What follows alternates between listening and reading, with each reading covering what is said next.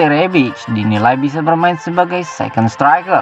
Ante Rebic dinilai mampu untuk bermain sebagai second striker menurut Stefano Pioli. Sebab pelatih berusia 56 tahun itu merasa Ante Rebic bermain lebih bagus sebagai second striker ketimbang menjadi penyerang murni maupun sayap kiri. Penyerang berkebangsaan Kroasia, Ante Rebic sempat mengalami performa yang naik turun akibat mengalami cedera. Hal itu membuat pemain 28 tahun tersebut tidak banyak mendapat kesempatan bermain sebagai starting line up sejauh ini. Akan tetapi ia sebenarnya dibantu oleh Stefano Pioli yang menginginkan Ante Rebic bermain reguler di tiap pertandingan. Stefano Pioli terus bereksperimen untuk menempatkan Ante Rebic di sejumlah posisi agar pemain tersebut bisa lebih sering bermain. Menurut Stefano Pioli baru-baru ini, pemain Kroasia itu lebih cocok untuk bermain sebagai second striker daripada menjadi penyerang murni atau bahkan pemain sayap. Pelatih berkepala pelontos itu tampaknya akan memainkan Ante Rebic sebagai second striker di pertandingan-pertandingan berikutnya sekaligus melakukan evaluasi. Ante bisa jadi second striker. Saya tidak merasa bahwa dirinya adalah seorang gelandang serang. Ia tidak nyaman bermain sebagai sayap di sisi kanan, tetapi ia bisa bermain di sana jika diperlukan, ucap Pioli dilansir dari Sumber Milan. Sekedar informasi, second striker merupakan sebuah peran di mana seorang pemain bertugas untuk menjadi penyambung di antara gelandang dan penyerang murni. Selain itu, tugas kedua dari seorang second striker adalah untuk mencetak gol ketika benar-benar mendapatkan peluang melakukan hal tersebut.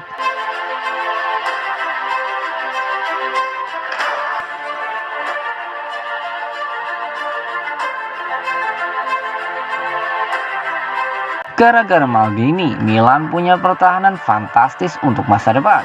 AC Milan memiliki lini pertahanan yang luar biasa untuk masa depan dan direktur teknis Paolo Maldini layak dipuji atas pencapaian tersebut. Calcio Mercato menyorot bagaimana pilihan lini pertahanan Rossoneri saat ini dan bagaimana pentingnya Maldini dalam membangunnya sekaligus menaikkan level pemain individu di skuad raksasa Serie A tersebut dengan bantuan pelatih Stefano Pioli. David Calabria sebagai contoh mengatakan bisa bekerja dengan mantan bek legendaris yang juga salah satu kapten terbesar dan salah satu pemain bertahan terkuat dalam sejarah sepak bola merupakan hal luar biasa. Pierre Lulu sempat menyatakan, saat Paolo berbicara kepada Anda sebagai seorang pemain, Anda merasa bahwa Anda memiliki seorang yang penting di depan Anda.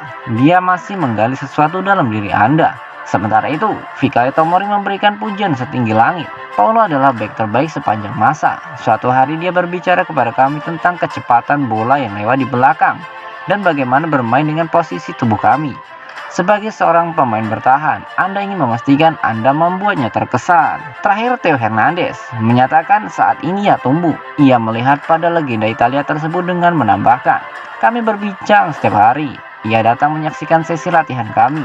Adalah sesuatu kehormatan memiliki fullback terbaik di dunia bersama kami. Sederhananya, masa depan inti pertahanan Diavolo melihat pada Maldini sebagai ikon dan terkesan dengan kedatangannya.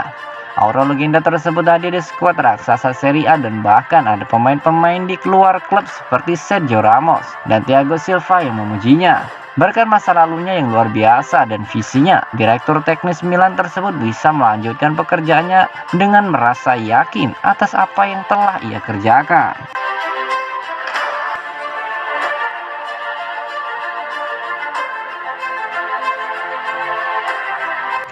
Milan ogah tampung, Belotti berpeluang kembali perpanjang kontrak di Torino.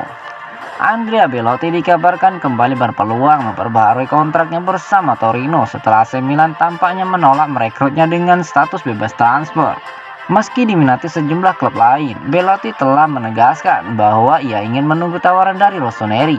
Kendati demikian, penantiannya mungkin akan berakhir dengan kekecewaan, mengingat kali ini ia diyakini tak akan mengamankan transfernya ke San Siro.